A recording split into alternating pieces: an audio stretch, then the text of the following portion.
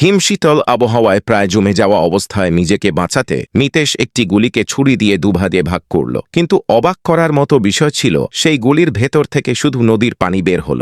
বাধ্য হয়ে সে আরেকটি গুলি বের করল, কারণ যদি বাকি গুলিগুলোর অবস্থাও একই হয় তাহলে তার মারা যাওয়া নিশ্চিত। সৌভাগ্যবশত দ্বিতীয় গুলিতে পানি ছিল না। উত্তেজনা নিয়ন্ত্রণে রেখে নিতেশ গুলির বারুদ কাঠের একটি টুকরোর উপর ছড়িয়ে দিল। ঠান্ডা হাওয়ার মধ্যে কিছু শুকনো ডালপালা সংগ্রহ করল এবং সেগুলো বারুদের পাশে রাখল। এখন তার কাছে আগুন জ্বালানোর শুধু একটা শেষ চেষ্টা বাকি ছিল। সে আরও একটি গুলি বের করল এবং ছুরি দিয়ে সেটিকে ফাটানোর চেষ্টা করল, কিন্তু ঠান্ডায় কাঁপতে থাকা হাতের কারণে কাজটা কঠিন হচ্ছিল। নিজেকে শান্ত করে সে একটি ডালপালার সাহায্যে গুলিটিকে স্থির করল। -20 ডিগ্রি ঠান্ডায় সে আরেকবার চেষ্টা করল।